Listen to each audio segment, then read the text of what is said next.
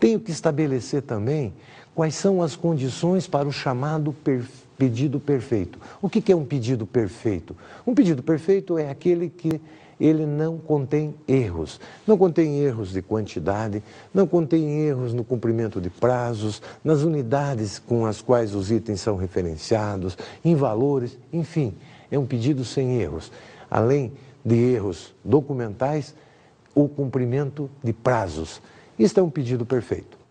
Uma outra ferramenta fundamental para o adequado gerenciamento dos estoques é o estabelecimento, a definição de nível de serviço. Existem vários conceitos para se dizer o que é nível de serviço. Porém, essencialmente, nível de serviço, de uma maneira muito simples, muito resumida, é oferecer um grau de excelência máxima ao cliente. Ou seja, satisfazer o cliente nas suas necessidades, desejos e expectativas. Porém, não esquecendo que nós estamos aqui falando de cliente em todos os níveis, cliente interno e o cliente externo. O cliente principal, inicial da administração de materiais, é a administração da produção. Esse é o primeiro cliente. Mas eu não posso esquecer que tudo que entra na organização, as matérias-primas, os materiais auxiliares, todos estes itens serão transformados em algo que é um produto acabado. E este produto acabado vai chegar lá num cliente final. Este cliente final é quem vai ter que ficar mais satisfeito. Senão, ninguém está com o emprego garantido. O nível de serviço é uma das ferramentas fundamentais de gerenciamento, por isso, ele agrega valor aos produtos acabados, consequentemente, satisfazendo os clientes finais da organização. Outra ferramenta fundamental e essencial para um adequado gerenciamento dos materiais é o chamado giro de estoque. Muito bem, o que é giro de estoque? A própria palavra giro nos leva a imaginar movimento. Giro, um giro, um círculo. Um círculo me remete ao conceito de circulante. Lá no ativo circulante das organizações é exatamente onde está o giro, onde se encontram os estoques. Antigamente, antes da Lei 6404 de 76, que é a chamada Lei das SAs, que criou essa nomenclatura para os balanços, naquela época não era essa a denominação. Porém, quando se definiu esse nome, ativo circulante, foi exatamente porque dentro deste grupo de contas do balanço patrimonial é que se encontram os itens que são utilizados para o ciclo operacional das organizações. Ciclo, giro, círculo, circulante, tudo isso pressupõe algo dinâmico, não algo estático. Então o giro dos estoques é exatamente isso, é algo extremamente dinâmico, que apresenta uma dinamicidade para a organização que nenhuma outra coisa consegue dar. E é exatamente este movimento dos estoques é que possibilita também rentabilidade. Aqui nós temos um link importante da administração de materiais com a administração financeira. Porque quando a gente estuda administração financeira, a gente aprende que o conceito de velocidade dos ativos, na medida em que os ativos giram, quanto mais rápido eles giram, maior a lucratividade. Tanto que os economistas falavam também da inflação justamente pela velocidade de circulação da moeda, né? Então, são várias coisas que estão intimamente relacionadas. Quando a gente estuda administração, a gente estuda essa coisa da velocidade da inflação na economia, a gente estuda na administração financeira a velocidade de circulação dos ativos impactando sobre a lucratividade, e é exatamente isso. Os estoques, quanto mais eles giram, maior a lucratividade que eles oferecem. Então, o giro dos estoques é uma coisa importantíssima de ser também muito bem gerenciada na administração de materiais.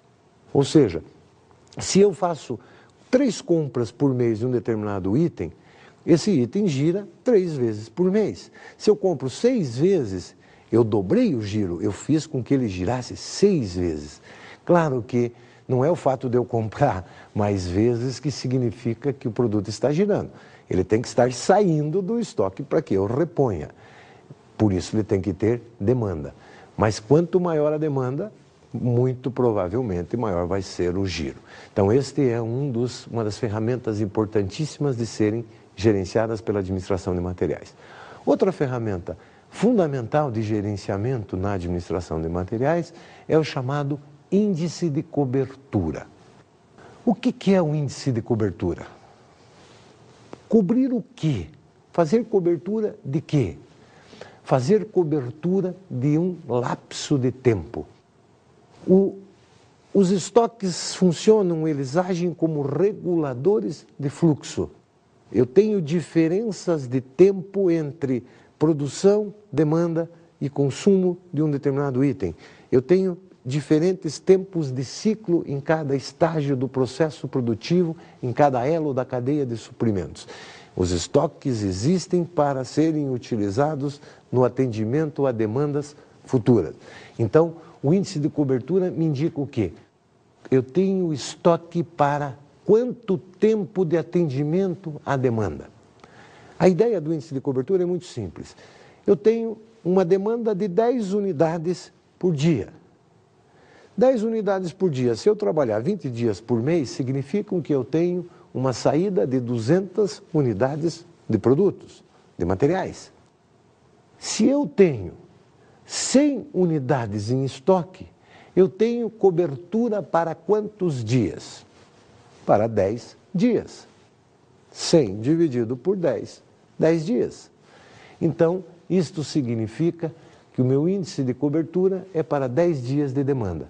Esta é a lógica, esta é o princípio básico de funcionamento, de manutenção dos estoques, para fazer frente às demandas durante um determinado período de tempo. É isso só que quer dizer o índice de cobertura. Porém, eu não posso esquecer que eu tenho que ter uma cobertura para fazer frente à demanda, mas essa cobertura tem que ser a mínima possível. Estoque, eu não posso ter grandes volumes, eu tenho que ter o mínimo possível sempre. Então eu tenho que conseguir um índice de cobertura que seja satisfatório e ao mesmo tempo que minimize os gastos, porque a lógica é sempre maximização dos resultados. Esta é a ideia simples que a gente tem que compreender no gerenciamento dos materiais. Então, vamos lá, um breve resumo. Eu tenho que classificar materiais. Por que classificar? Para gerenciá-los melhor. Principal ferramenta de classificação de materiais, classificação ABC de materiais. A principal forma de eu fazer esta classificação é através do valor, porque itens A consomem muitos recursos, mas eles são um número pequeno de itens. Itens B ficam na situação intermediária, itens C são a imensa maioria e consomem um valor pequeno de recursos. Tenho outro critério que é classificar os materiais pela sua criticidade, ou seja, se eles são críticos, se eles são fundamentais, indispensáveis para o processo ou não. Posso classificar os materiais também pela sua dificuldade de aquisição e posso, enfim, criar qualquer critério que para minha organização faça sentido, seja relevante. E além disso, tenho que pensar em outras formas de gerenciar os materiais, estabelecendo políticas, estabelecendo critérios de nível de serviço, estabelecendo critérios de gerenciamento de custos, etc. Esta é a ideia, e gerenciar o giro.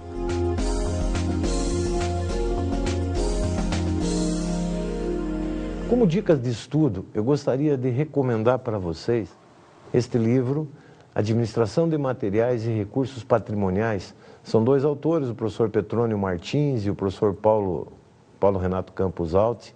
É um livro da editora Saraiva, sobretudo o capítulo 8, que trata especificamente da questão do controle dos estoques. Eu acredito que vocês, com essa leitura, poderão complementar muito bem os conteúdos trabalhados nesta aula.